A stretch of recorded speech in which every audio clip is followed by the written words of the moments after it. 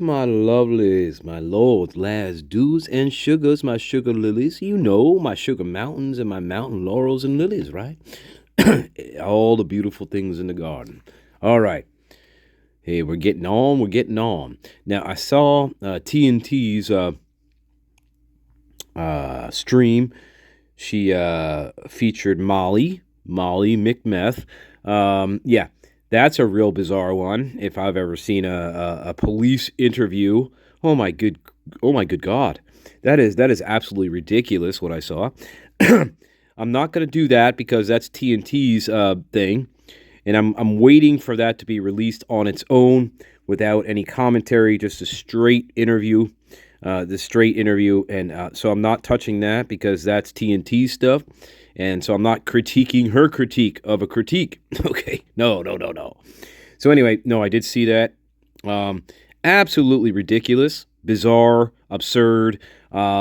This is not how you invest. This is not how you this is not how you interview potential witnesses like this. So especially somebody as important as Molly McMeth was to be to this case, their star witness, completely deranged, completely out of her mind. This is not a witness. And again, Ann Taylor, I hope you surrender your law license. Any half decent defense attorney who's in a criminal case of this nature, first of all, it doesn't matter who's on that stand. If they're against your client, well, guess what? You're gonna rip them to fucking pieces. It doesn't matter if they have substance abuse issues. It doesn't matter if they have lucid or not lucid dreams. It doesn't matter if they're psychotic. You are gonna rip them apart. And Ann Taylor, unfortunately, never had that instinct. She never will have that instinct. And she never should have been appointed for Brian. I'm fully convinced of that. The more I look at this stuff, Ann Taylor has no backbone. She cowed down to Hitler. She didn't know how to respond to his bullying. Yeah. So sorry, Brian, you got screwed there with one of the weakest defense attorneys possible. Unfortunately, your family didn't have any money. And again, if we saw what we saw in the Karen Reed case, this would have been a whole different story, my friends. And we all know that. My garden knows that. Yeah, in Moscow, you got real fucking lucky that, well, you made your own luck because you picked somebody, who did not come from a wealthy family. That's one thing. And you did that on purpose. That's one. You picked an outsider who wasn't from the community. You did that on purpose. That's number two. And this is now think about it, guys. If they had somebody like a Karen Reed on their hands who was financially stable and had money, okay, Moscow would have been destroyed. Moscow would have been exposed and destroyed for the corrupt piece of shit place that it is and has been for the past 30 years. Ever since Bill Thompson took over as lead prosecutor in that town is nothing but a bunch of corrupt, disgusting, inbred, corn people run by one single entity, and something wicked this way came. Right? And remember, we talked about that. You cannot have one single corrupt entity running an entire town. And hey, Stephen King, look at Derry, Maine. Hey, there's a good example of that. By the way, that just came out. Oh, wait a minute. You're stepping on my promo, asshole. No. Thanks, Stanley. I know. So, yeah, I saw that. Anyway, yeah. That Molly McMeth, totally absurd. Can you imagine her? At trial on the stand? Can you imagine that? That would have been a fucking total joke. And Thompson knew it. It was a joke. Well, who you gonna rely on? You're not gonna rely on your prime suspect, Dylan Mortensen. Oh my God. She doesn't know what's a dream, what's not a dream. She doesn't know if she killed people. She doesn't know what she's doing. In fact, that's the topic of this video. This video is called Dylan Mortensen, the other psycho that should have been arrested and put in jail for this crime. That's the title of this video, my friends. And we're going to revisit a document, one of my very favorite documents in this case. It comes from the Idaho State Police. And yes, there's audio and video recording of this. And I'm still waiting for this to get released. Because this one, my friends, when this gets released, holy balls. This is going to blow your absolute mind. Just reading it, we've already read it. It still blows my mind. It still blows my mind, and that's why it is my I'm going to say it's my favorite Idaho State Police document that they released. Absolutely, and it's supplement number 3. Number 3, my friends, 3 of a perfect pair. Let's go, and get those fucking hammers ready, because once we read this through again, people in denial, I hope you can see the light one day. I hope you can see the light in this electric church, baby. Let's go. And there is no mercy for the prime. The mercy, just like any good defense attorney, it will rip you to shreds. And that's exactly what would have happened if Bryan Kohberger, A, had a proper defense and somebody who had a backbone and wasn't afraid of people. Okay, and had more than one tone to their voice, and actually could speak in more than like a monotone. And Taylor, yeah, Karen Reed. Oh, I so wished Bryan Kohberger came from money, because Moscow, Idaho would have been exposed for the corrupt piece of shit fucking community that it is. Fuck you. However, guys, okay, before I get into reading the document, there's one little piece I want to show you. We've seen it before. This is Dylan outside of the house when the very initial discussion she's having with Moscow police. I want to show you this. Okay? There's something about this scene that it's bothered you and it's bothered me. And it's eerie. And I'm going to show you why I feel it's eerie, okay? And this is Dylan Mortensen acting. Okay, this is Dylan Mortensen acting. But I'm gonna tell you why I feel this is very strange. It's not her acting. Well, yeah, her acting, of course, is strange. But I'll show you. Hang on, and then we're gonna jump into the document. All right. Here we go. Here we go.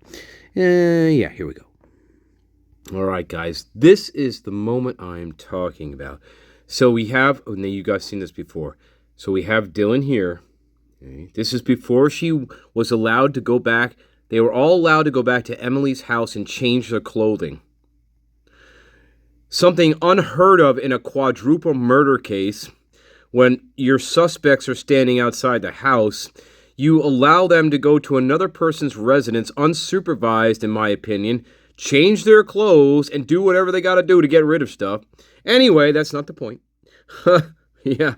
Anyway, here's Dylan, right? This is what I find eerie. Watch. Now she goes into her theatrics, right? See? Okay, so she's going into her theatrics. She knows the cop is right here, right? The body cam is right in front of us, right? She knows that. She's well aware that the Nunez, or whatever, it doesn't matter, Nunez, right? She knows he's right in front of her here. She knows that. She's well aware. This is Amanda Knox, by the way. I might as well just call this Amanda Knox. Why Amanda Knox and Dylan Mortensen should share a jail cell with each other. Anyway, because they're both terrible liars, first of all. That's one. And they're both jealous of other females to the point of homicidal rage, just like Amanda Knox. Anyway, that's not the title of this video, but it should be. Anyway, so watch. This is what freaks me out about this. I want you to pay attention to what they're doing. Dylan's going to be theatrical and dramatic here. Okay, this is all act. But watch how eerily silent everybody else is around her. That's what's so freaky to me. Everybody's so eerily quiet when she's going into her theatrics. Very strange. Nobody's asking her questions. Nobody's saying, Dylan, slow down. What are you talking about? Nobody is saying anything. They are letting this play out. Very well, we know why that is. But I just want to point this out, how eerie that is.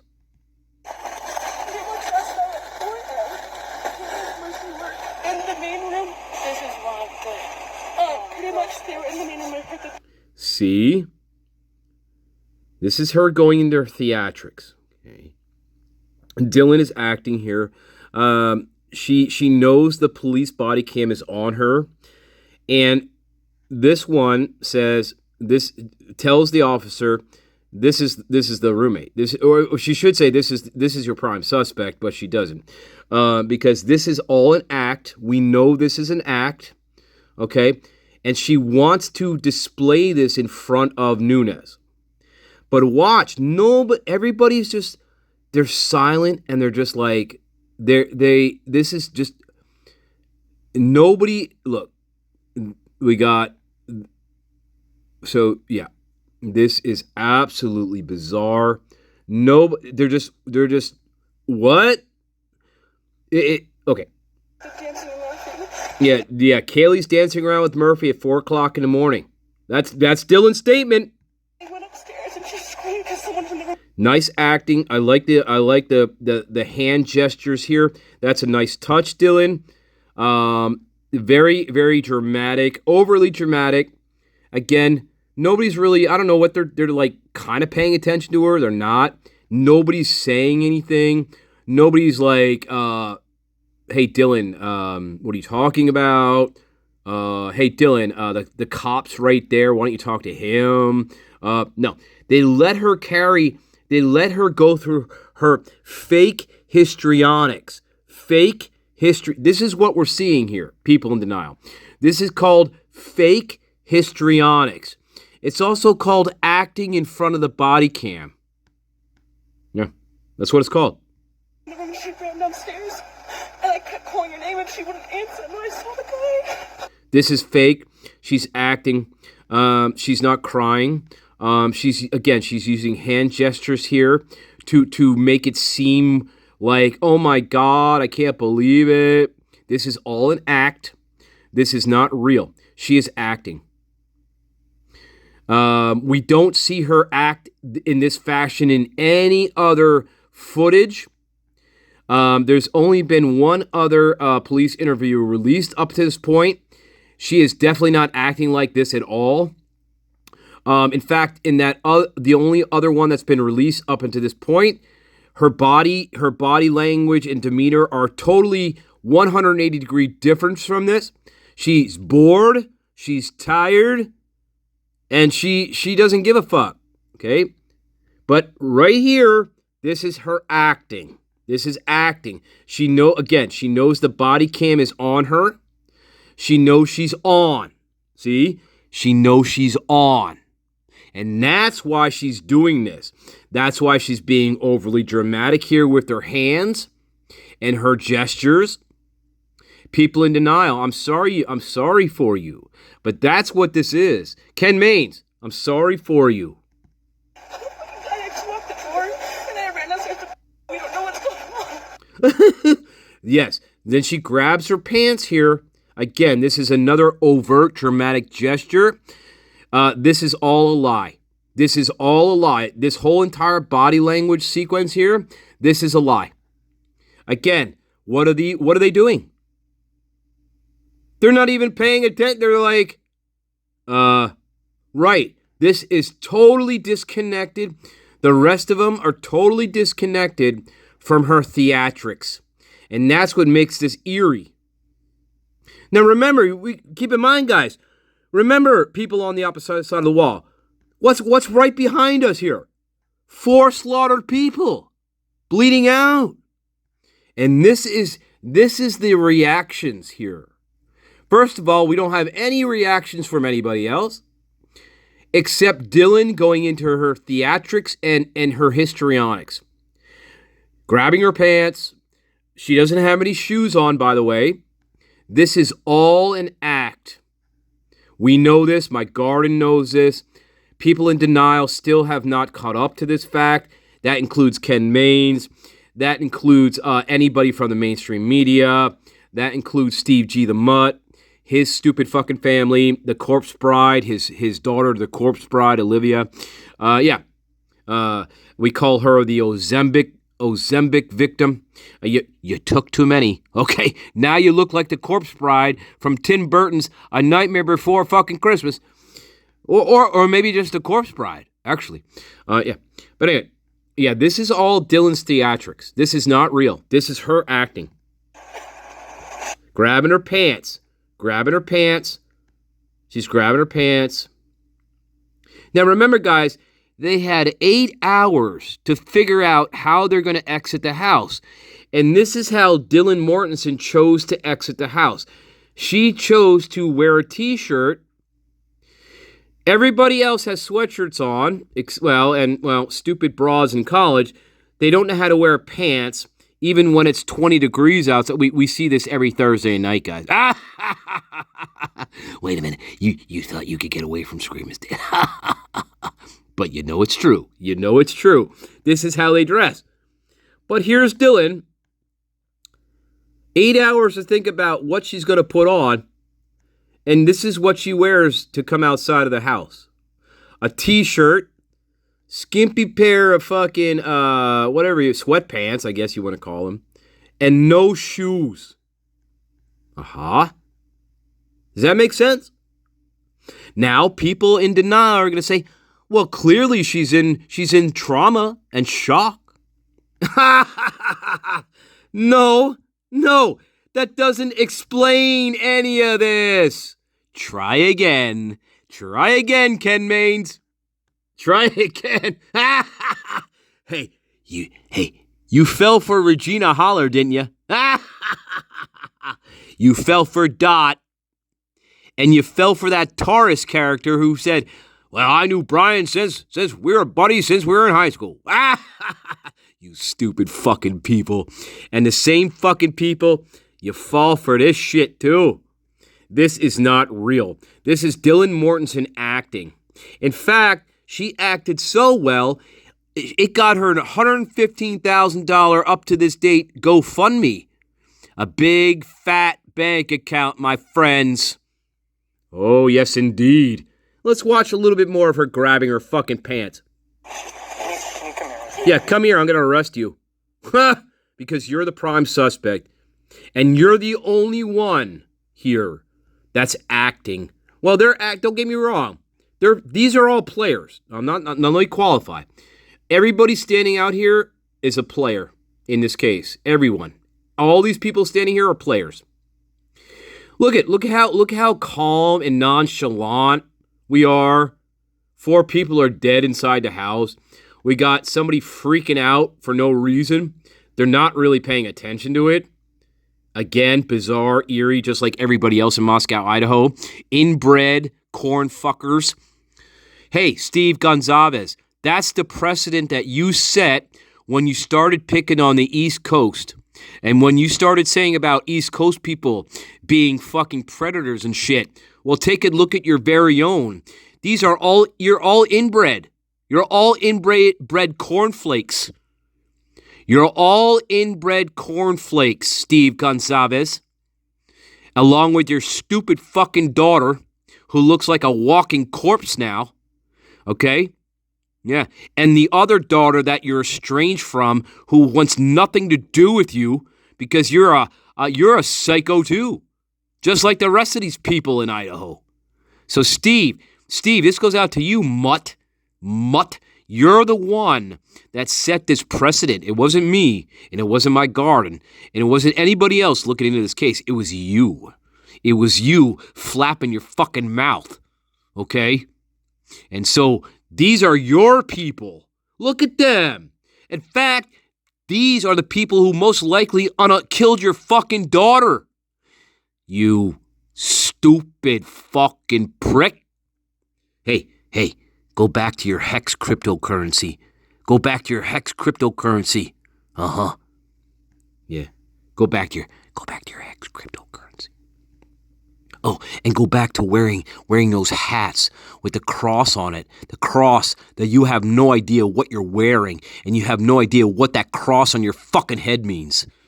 You're a complete farce. You're a fake. You're a phony. You're a disgusting Moscow, Boise, whatever fucking area you want to, whatever. You're just as disgusting as the rest of these people. And you're the one that set that precedent by flapping your big fucking mouth in about the 75,000 fucking interviews that you did regarding the death of your daughter. Because there's no camera that Steve Gonzalez likes to shy away from. Hey, as long as Ashley Banfield calls, boy, Steve's right there. Steve's right there, Steve. Hey, you're right there, Steve. Yeah, you like the camera, Steve.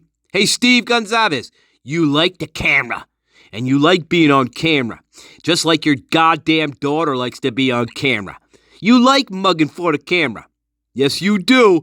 Because there's about, 75 to 100 interviews now that you gave ever since your daughter was slaughtered? Along with your stupid fucking Stepford wife?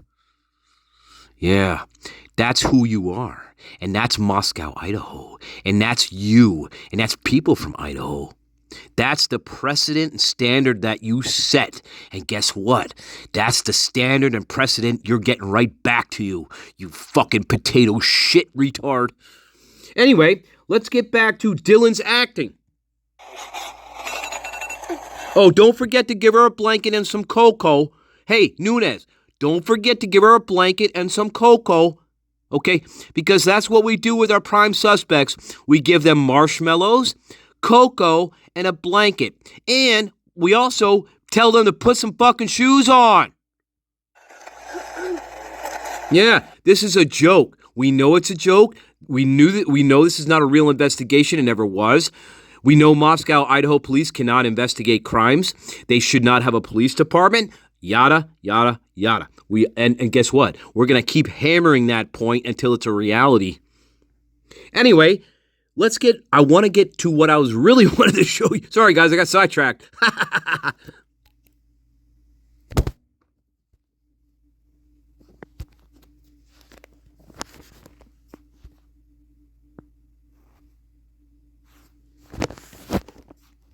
With us tonight, Mr. Erwin Mainway, president of Mainway Toys, which you market under the name Johnny Switchblade. The lunatic is on the grass. The lunatic is on the grass. Remembering games and daisy chains and glass. Got to keep the lunas on the path. This is one of the... pretty much they were in the main room. I heard them dancing and laughing. Kaylee went upstairs and she screamed because someone from the room, she ran downstairs. And I kept calling her name and she wouldn't answer. And I saw the guy. I actually locked the door and I ran downstairs to... We don't know what's going on. The lunatic is in my head. The lunatic is in my head. You raise the blade, you make the change, you rearrange me till I'm sane. You lock the door, throw away the key. There's someone. All right, let's go. Now, this is the interview that I want to see. This has not come out yet. There is audio and video of this. Still waiting for this to get released. This was from November 17, 2022. This is Dylan Mortensen. This is supplement number 3. And this is the main theme of this video, my friends. And yes, we've been through this before. But, again, this is a teachable moment. Teachable fucking moment. For people in denial. For sure. Okay, let's get on with it. So, November 17th, we got Gooch, Detective Gooch from the Idaho State Police, and Blaker from Moscow police. They interviewed Dylan. Yeah, this is real. This is where the real psychotic prime comes out to play. She is a sophomore. She's 19. She's studying pre-physical therapy. She's been at the University of Idaho from her freshman and sophomore year.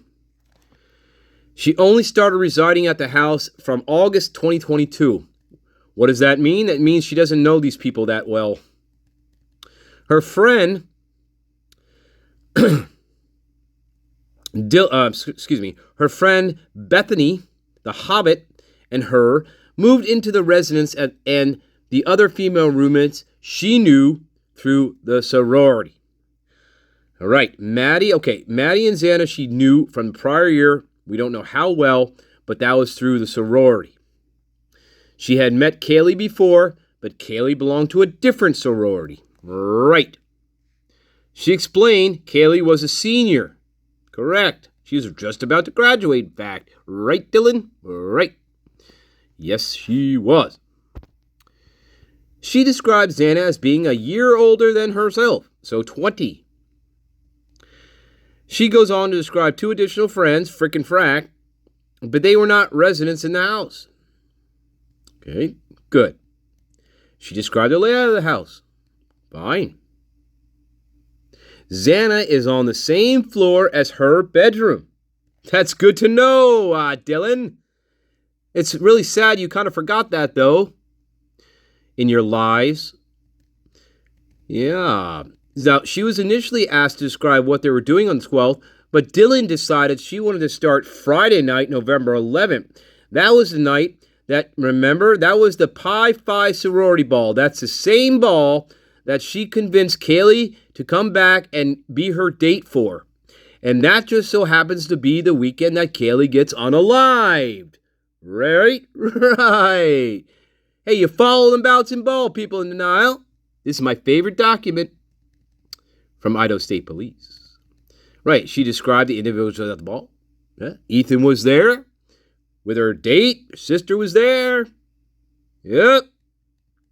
Kaylee was her date for the ball. Well, that's why she invited her, remember? Not to get killed. Oh, no. Aw, just real bad luck. Real bad luck. Yeah. So she describes Friday night, Uber driver. Okay, whatever, and whatever. We get to the 12th. She requested to look at her cell phone during this point in the interview to make sure she's not lying. And Idaho State Police let her do that. Isn't that funny? That's so she couldn't contradict herself. And Idaho State Police let her do that. There you go, people in denial. That is not standard. Okay. They were consuming large amounts of alcohol and playing music. She went to bed a little after 12 midnight and then added she went to bed sometime between 12:10 and 12:30 a.m. that morning. That was the 12th. We're not getting to the good stuff yet. Okay. Now we get to Saturday, the 12th, 12:15. She then corrected the time to 11:44 a.m. because they're letting her look at her phone. Right, Idaho State Police? This is not how you conduct an investigation. When you have your prime suspect sitting in front of you, you don't let them look at their phone. Moscow, Idaho. The roommates went together to get coffee and to the store to get more alcohol. They still had alcohol from the champagne from the previous weekend, which she explained was that parents' weekend. Yes, it was. She explained the plans for that Saturday. That included going to the Sigma Chi fraternity party on campus, which they did go to. Dylan, Xana, Ethan. Maddie was there briefly, but Maddie returned home to go to the corner club with Kaylee. Correct? Correct.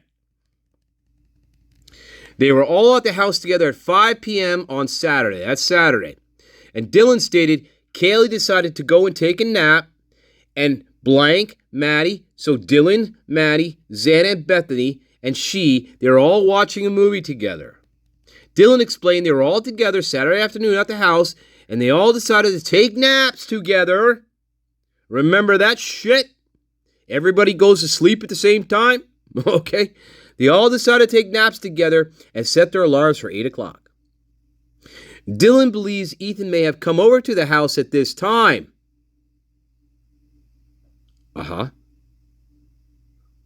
But she was not certain if this is the time Ethan came over, or if he showed up at a different time. Oh, yeah. Dylan explained, she had an assignment due for her Psychology 215 course. And she posted that and left the house at approximately 10:30 p.m. on that night. When Dylan left the house, Kaylee was still there with one of her friends. However, Dylan does not know the friend's name. She described the friend was female and was nice. Isn't that nice? Yeah. After leaving the house, according to Dylan, she saw Maddie between their residence and this location. And Maddie was holding a box of White Claws while she was walking towards their house. She advised she talked to Maddie, and then Dylan continued to the Sigma Chi function. She believed Maddie was going back to the residence to get ready to go to the corner club with Kaylee. Sergeant Asshole Blaker, Potato, asked Dylan to give more details about the route that Maddie took when she encountered, that Dylan took when she encountered Maddie, and she provided those details in the interview. It's also called She Lies, okay? Sergeant Blaker, doesn't matter. She explained when she got to the Sigma Chi function, the frat, she wanted to meet up with Xana and another person, and she called Xana on her cell phone to find out which apartment that Xana was in. And she was told they were in that apartment. So, remember the video I did about Dylan as a stalker. Keep that in mind here, because this comes through in this document. Dylan wanted to meet up with Xana for some reason. Remember, Dylan the stalker. Dylan is a stalker, in my opinion. Dylan is a stalker, in my opinion. She stalked Kaylee. And at this particular moment in time, she's also hunting down Xana to find out where she is and what apartment she's at. That's exactly the behavior we're seeing here. So, she finds out where Xana is, and she goes to where she is. Others who were at the apartment, at this time, Ethan was also there, and Dylan knew that Ethan was going to be there as well, as Xana was going to be, they were going to be together. And Dylan knew that. Yes, she did. Yes. Dylan lied and explained there were not a lot of people at this function. That is not correct. That's a lie. She further explained after she met up with this person and the two of them went to this apartment. She was with Ethan and Xana during this part of the night, and Dylan explained Ethan had been trying to get in contact with Maisie, his sister, because Maisie had been upset about something and he was worried about her. But Dylan did not know what the issue was. She remembered She remembered Maisie told Hunter,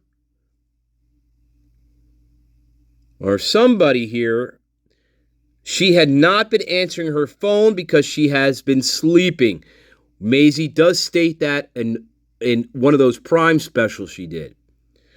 She described Ethan as being very protective of Maisie as well as protective of the roommates. Fuck you, Dylan. The group of them went to visit Blank, who she had previously met through Xana. And Blank was also there, including herself and these people. And Blank was also there, as well as this and that person. Great. She was asked about how much alcohol she drank. And remember, she said she was playing that Rage Cage game. Drank part of a Borg and consumed 3 White Claws. She denied she did any drugs that night and stated Xan and Ethan used blow, or perhaps Adderall. She advised neither Maddie or Kaylee did any of that stuff, and she explained herself nor Bethany never touched that stuff either. Aha! She described the alcohol used at blank and blank's residence, which included Dylan consuming a whole Borg, not just a part of a Borg, the whole Borg, according to Dylan. Now, one of Dylan's things she likes to do is Dylan likes to over-exaggerate, as we saw in that video clip.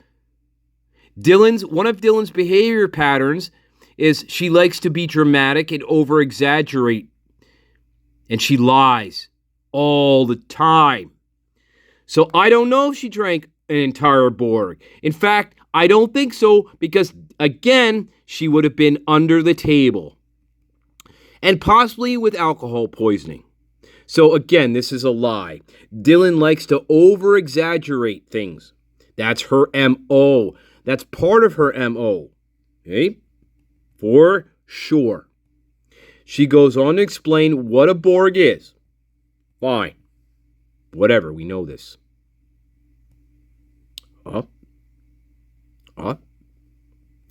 She invited some people back to watch some movies.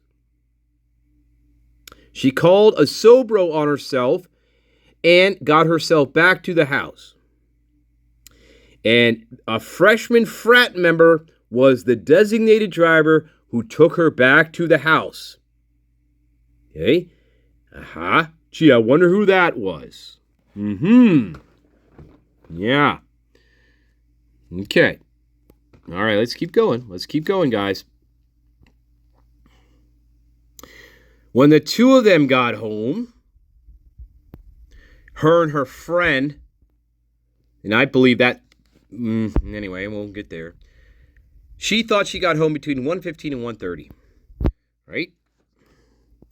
She was intoxicated, and because of that, she does not remember what time it actually was. But she believed Idaho State Police, you fucking idiots, it was between the 2 times mentioned. Okay. And she also was still looking at her phone, by the way, guys, because Idaho State Police doesn't know how to conduct a quadruple murder case. And when you have your prime suspect staring at you in the face, you're not letting them use their cell phone to try to make their story make sense, right, Idaho? She further advised she made popcorn in the kitchen, and she and her fucking psycho friend watched the Vampire Diaries. Oh, yeah. Now, approximately 20 minutes later, the Hobbit comes home. And then the 3 of them laid down and continued to watch the Vampire Diaries.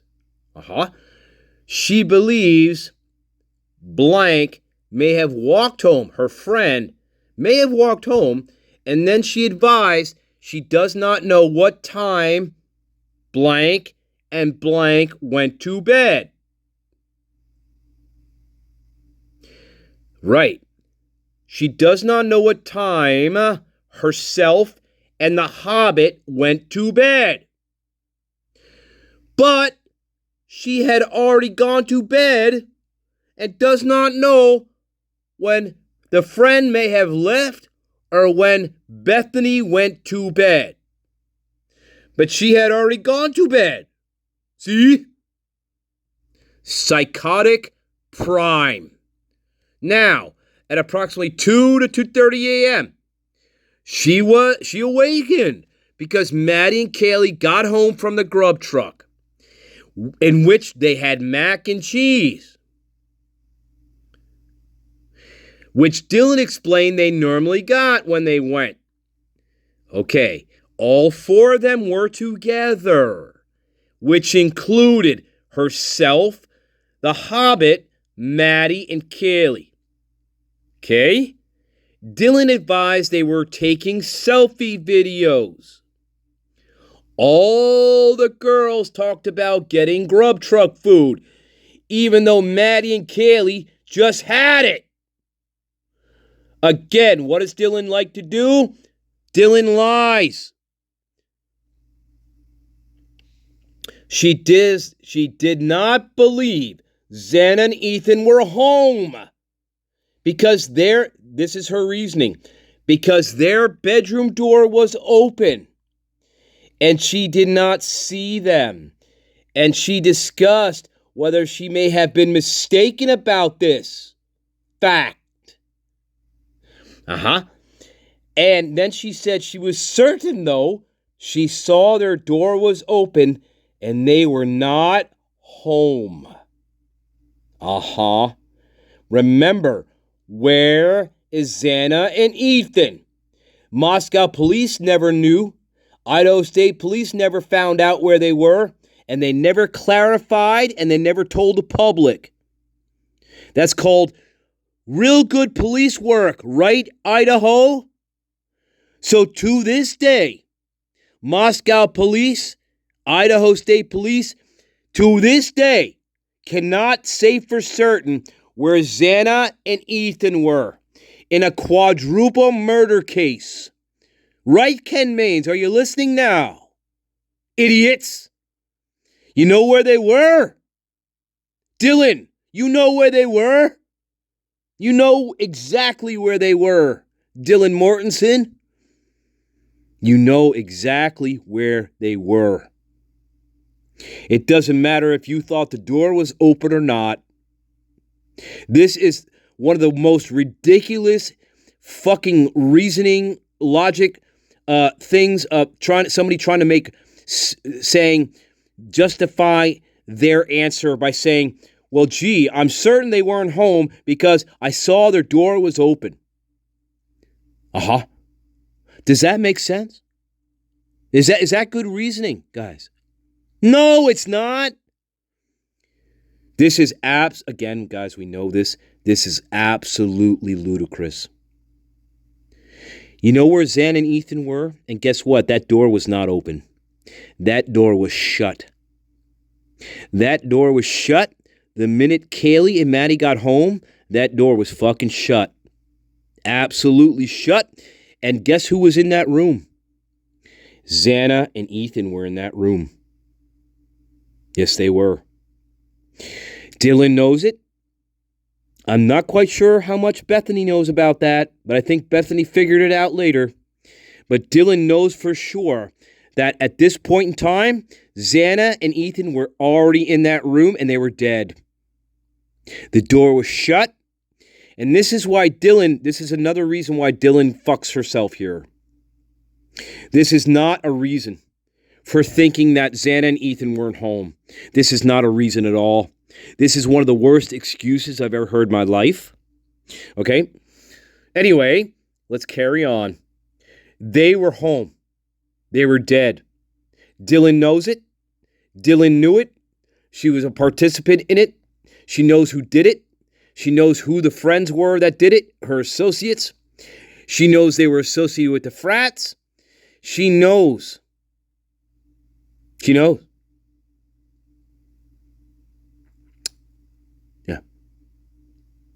Yeah, for sure. You know that half an hour window that Dylan had before anybody else was home? Well, there you go, my friends. Anyway, in my opinion, Xana and Ethan are in that room. The door is shut. Dylan is pretending here not to know where they are. Okay, let's carry on. She then went to bed. Right. She then went to bed. What she advised was after texting Eric, the Uber driver. Remember the signal. The signal. Are you still driving? Yes, I'm still driving. That means I still have the girls. That means, okay, this gets a little tricky. This gets a little tricky, guys. It does. And I'm not going to go there. But that is a signal. I'm just going to leave it right there. We know that. At least that's my opinion. Okay. Dylan looked at her phone because they still are allowing her to have it. This is where we get into the bullshit between Moscow time versus Boise time. This is absolute bullshit here. This is Dylan trying to make sense of her own story, and the Idaho State Police let her do this. And they went right along with it. Huh? And then she went on to explain she uses Snapchat as well as her cell phone to communicate with her fucking friends. Not her friends. She advised if there's a Now, she's giving an excuse here, guys. She's giving an excuse. She advised if there's a lack of text communications on her phone, here's her excuse, it is because she had transition's a good word, to using the Snapchat app for method of communication. Boy, I tell you what, Dylan is very good at coming up with excuses, isn't she, guys? Very good at making excuses. Dylan likes to direct traffic. Dylan has an excuse for everything here. Uh-huh. Let's carry on. Oh, yeah. She denied knowing her roommates' passwords to their phones. And that's an interesting question here. I wonder who asked that question, because that's a good question to ask here, Dylan. But she denied it. But that's a great question to ask, because my guess is she got them. Yes, she did. Okay, while they were together, they talked about ordering Grub Truck, even though Kaylee and Maddie just ate. Huh? And then she texted Eric, the Uber driver, at approximately 3:10. That's not 3:10. Remember the Moscow-Boise bullshit? She explained she texted, "Are you driving by chance?" That's not what the text said. Nope, that's not what it said. She said, "Are you driving?" Or, "Are you still driving?" There's no by chance. That does not exist. At approximately 2:13 a.m., not 3:13 a.m., Eric texted her back. And this is her excuse for why she didn't respond. She then went to bed. She does not believe Eric ever came to their house because she knew, and she never responded to that text, about the fact that he was still driving. You know why? Because that was a signal. It had nothing to do with food whatsoever. That was a signal. And the way she gets around it, I went to bed. That's her excuse right there for that. Dylan, my prime. Yes, you should be in fucking jail. She advised Eric, the Uber driver, he's in his 30s, is married, and has one child, and he's a miserable son of a bitch. She advised all of the girls knew him and liked him. Not everybody. Dylan advised she is not certain if she stayed awake to watch more Vampire Diary episodes, or if she went to sleep again. I don't know. How many times are you going to go to sleep? She was not certain if she locked her bedroom door, and she was not certain if she locked the sliding glass door, because she was the one who usually did that. But she also volunteered in her statement that she believed Moscow was a safe place. Remember this shit? So the sliding door was not always locked. That's how she gets around this. We hear this over and over again from her. Nothing ever happens in Moscow, Idaho. She does not remember if anyone locked the sliding glass door before she went to bed, because she was the first to go to bed ahead of the other roommates. How convenient, guys, right?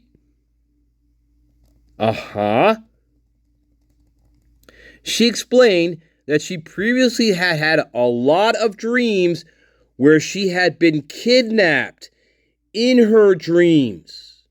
Right? Kidnapped. And she further explained these types of dreams started in high school. The psychotic prime. This is where it all started for her. And she knew they were dreams. Listen to this. And she would let these things happen in her dreams because she realized they were dreams. Does that sound correct, guys? Hey, guys, remember, what do we call this? You're fucking psychotic. She advised she does not suffer from anxiety. Does not. And denied prior life trauma other than divorced parents. Yeah, crazy, isn't it? But that's not what we saw in the other interview. In the other interview, she says she does suffer from anxiety. And this all started when she got to high school here. Again, this is her lying. It's just more lies. Dylan explained, here we go. And I'll leave it right here, guys. We're going to pick up with part 2, okay? This is supplement number 3, once again, from Idaho State Police. This is my favorite Idaho State Police document. It explains the psychotic prime in very great detail. This also further strengthens my belief that, yes, Dylan Mortensen is the prime suspect in this case. She always will be. She is Amanda Knox. She is very much like Amanda Knox, for sure. Only on a whole other level. Well, anyway, Dylan explained she was awakened to a noise sometime. Here we go. This is her bullshit narrative, the 4 and 420.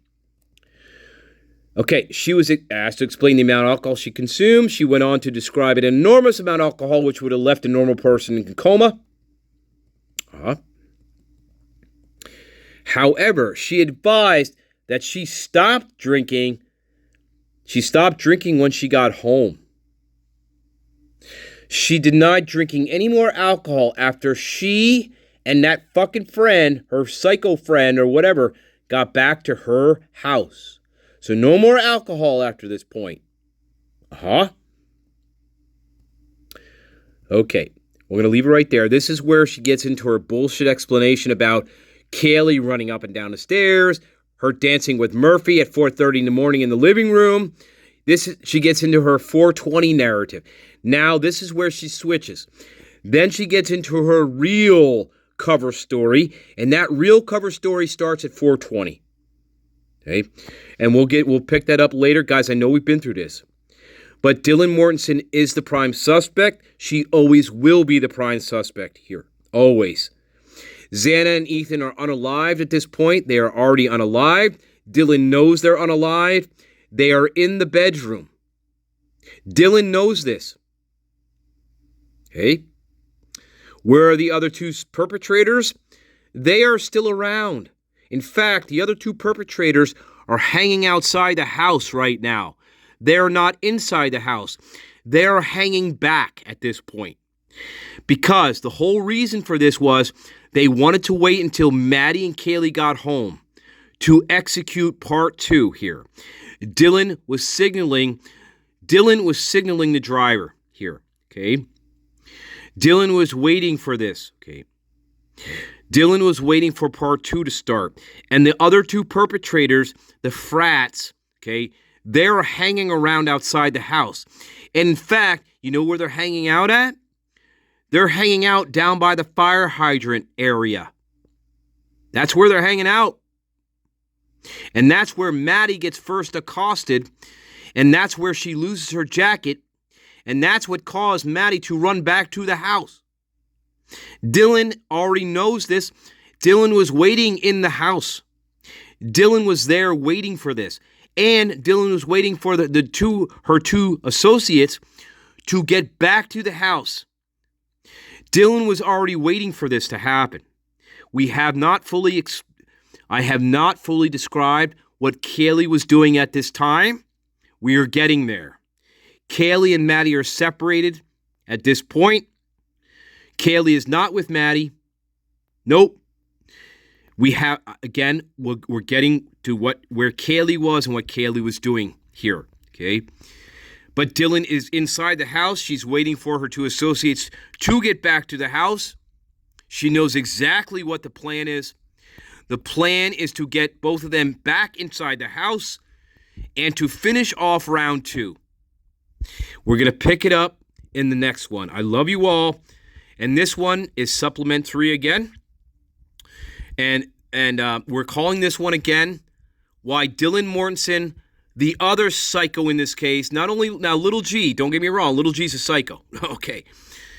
But this one we're calling Dylan M., the other psycho, one of the other psychos that should have been arrested in this case. I love you all. We'll pick it up in a little bit. I love you, my babies. Yes. And guess what? It feels true, doesn't it, guys? It feels true to me, and I hope it does to you. I love you. Bye-bye.